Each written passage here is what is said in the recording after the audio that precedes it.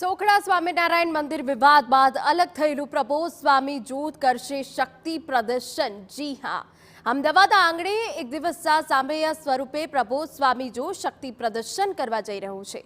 પ્રમુખ સ્વામી શતાબ્દી મહોત્સવના સ્થળે ઓગણજ નજીક પ્રબોધ સ્વામી જૂથ દ્વારા હરિપ્રબોધમ યુવા મહોત્સવનું આયોજન કરાયું છે। 7મી જાન્યુઆરી એક દિવસના સામૈયામાં દેશ વિદેશના લાખો હરિભક્તો આ યુવા મહોત્સવના સહભાગી બનશે। યુવાઓમાં ચેતના જાગે, યુવાઓ વ્યસન મુક્ત થાય તેવા હેતુ સાથે હરિપ્રબોધમ યુવા મહોત્સવનું આયોજન કરવામાં આવ્યું છે। મહોત્સવ દરમિયાન 2 લાખ દીવડાની મહાઆરતી કરવામાં આવશે અને સાચી પ્રભુ ભક્તિ, ગુરુ ભક્તિ અને રાષ્ટ્રભક્તિના દર્શન પણ કરાવાશે।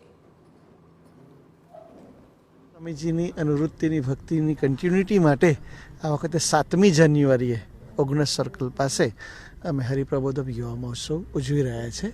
યુવા સમાજની સાચી સેવા ભક્તિ થાય, યુવા સમાજના જીવનમાં પ્રભુ ભક્તિ, ગુરુ ભક્તિ અને રાષ્ટ્રભક્તિનો સુભગ સમન્વય થાય એ મંગલકારી ભાવનાથી આ સમય ઉજવી રહ્યા છે। તો અયોધ્યામાં રામલલ્લાના બિરાજમાનની પૂર્વ સંધ્યાએ હરિપ્રબોધમ યુવા મહોત્સવમાં 2 લાખ ભક્તો સામૂહિક હનુમાન ચાલીસાના પાઠ પણ કરશે। સાથે જ પાદુકા પૂજનનો પણ મહાકાર્યક્રમ યોજાશે। તો હરિપ્રબોધમ યુવા મહોત્સવ દરમિયાન 1 લાખ ભક્તો વૃક્ષારોપણ અને તેના જતનનો સંકલ્પ લેશે। એટલું જ નહીં, અંગદાન અને રક્તદાનનો અહીં સંકલ્પ લેવડાવવામાં આવશે, તેમ સંસ્થાના અગ્રણી સંત ગુરુપ્રસાદ સ્વામીએ જણાવ્યું હતું